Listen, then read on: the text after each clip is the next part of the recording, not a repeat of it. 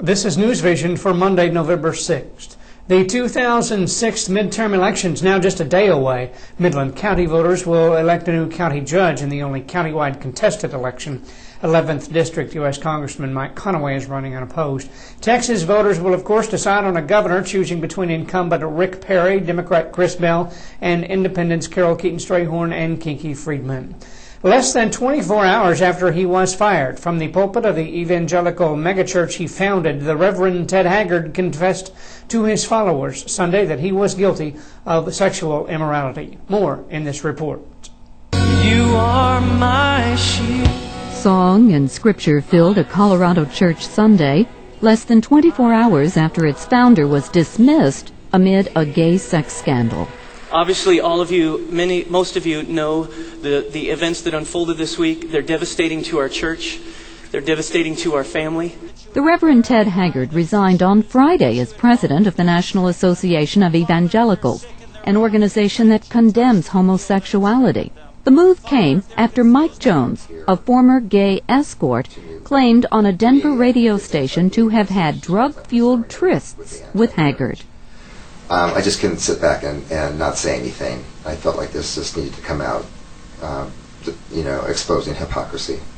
At Sunday's church service, church elders read a statement explaining their decision to remove Haggard from his post. As our job over the last 3 days, about 48 hours, was to discover from the bylaws whether Ted should be disciplined or dismissed. They also read an apologetic letter written by Haggard.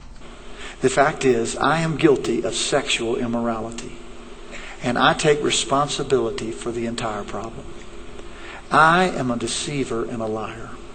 Once hearing his message, churchgoers say their faith will carry them through this rough time.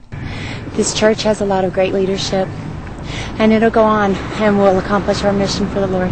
Haggard has acknowledged paying Jones for a massage and buying methamphetamine, but he says he did not have sex with Jones and did not take the drug. Shirley Smith, The Associated Press. President Bush stumped for GOP candidates in Middle America, and the Clintons rallied in Queens and Yonkers in a last-minute push to get out the vote. More from The Associated Press. This is AP Election Minute. I'm Brian Thomas. With control of Congress at stake in this Tuesday's elections, President Bush campaigned in endangered Republican districts in Nebraska and Kansas. During this stop Sunday, Bush called the guilty verdict in Saddam Hussein's trial a landmark event in the history of Iraq.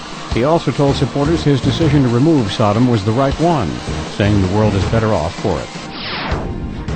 In New York, former President Bill Clinton stumped for his wife, New York Senator Hillary Rodham Clinton, and other Democratic hopefuls. At this rally in Yonkers, the former president cautioned that Republicans would likely try to suppress voter turnout in the midterm elections. Hours earlier, the Clintons attended church services in Queens. And with just 2 days to go before the election, Republicans and Democrats alike are trying to reach out to their supporters and encourage them to head to the polls.